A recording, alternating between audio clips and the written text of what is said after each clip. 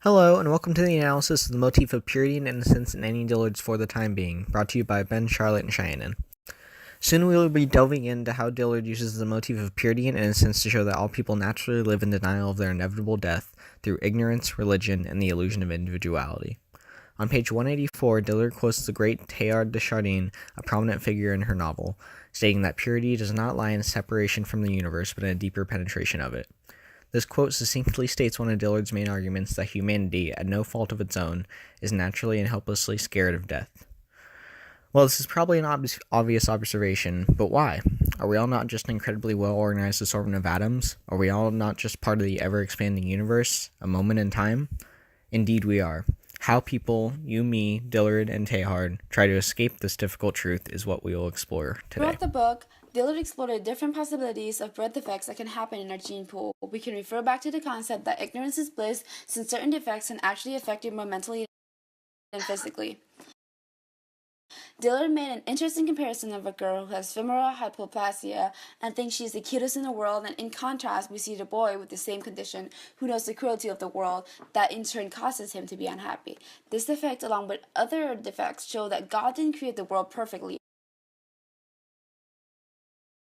and there are many other possibilities that we can't control or fix.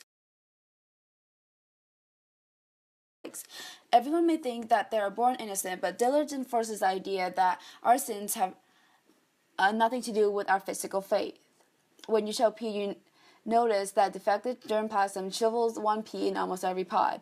The many defects and countless of personalities enforces the idea that faith is beyond our control, shows that even if you stand still or appear of the situations of the world, mishaps still happen, beyond control to anyone no matter how innocent they are. God created an imperfect world, but the degree of evilness also depends on how humanity perceives their situations. You might want to wonder if it is better to be a happy, bird-headed dwarf or to have intelligence to know the wrong of the world. Dillard is aware that no one is safe from death and hardship, but people still find different ways to deal with their situations, along with perceiving things differently. Dillard utilizes similes to describe babies wrapped as if they were dishes lined up on the kitchen counter, and also metaphorically that hospital is the wildest deep sea vent on earth. It is also intriguing that the nurse point out the individual baby and state, "Now you." Dishes line up representing the concept of new, pure, and innocent, and made us realize that we are all born the same. Each of us represent this new addition to the world. We live in a continuous line of birth, and each of us are similar in many ways. Even though there are always moments where we address as a certain unique individual, it is no doubt that we live as a minuscule creature in a huge world of many possibilities, that our birth is no different than any other birth. And so, continuing onward to the next section, another major aspect that demonstrates her motif of purity and innocence is religion, and her use of religion to show how, despite our efforts to be pure enough to continue to heaven or whatever fantastic place promised in various religions, that we still don't know what will happen to us after we die, our ignorance to our demise.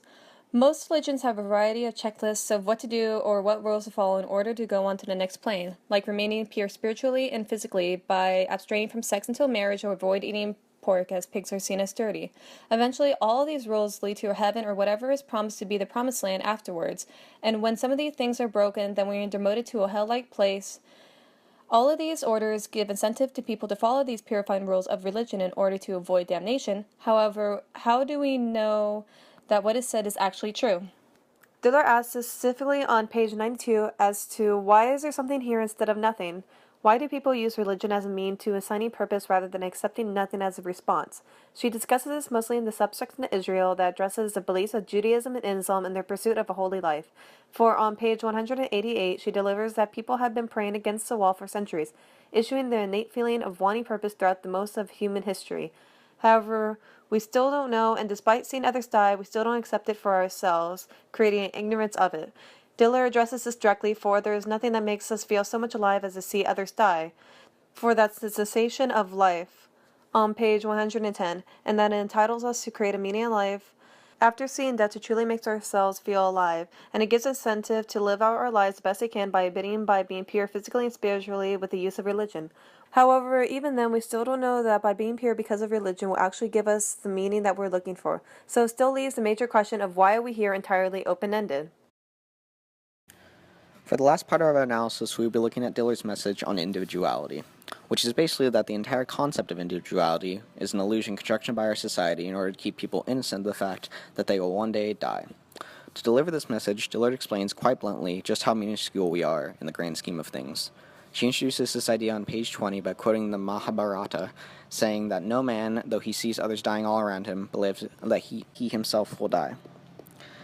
While one might respond to this saying, well, actually, I'm quite familiar with the concept of death, Dillard does have a point in that while everyone knows they will die, it is difficult to accept. All persons see themselves as just that, one person, as opposed to a part of a whole, which is more accurate in reality. And furthermore, we hate being reminded of it. The human experience is filled with distractions to take our minds off of our finite lives.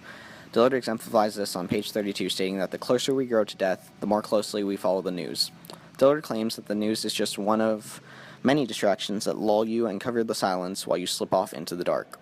This idea may come off as a tad eccentric and definitely pessimistic, but it is undeniable that humans love to talk up their own importance. Of course, it is to be expected that humans would be biased towards themselves as opposed to the giddy axolotl, for example. Yet what Dillard reminds us of is that while what humanity has accomplished is impressive in the relatively short amount of time of its existence, we tend to take credit on an individual level for what people have done in the past, as if being human somehow awards us praise for what none of us have actually done.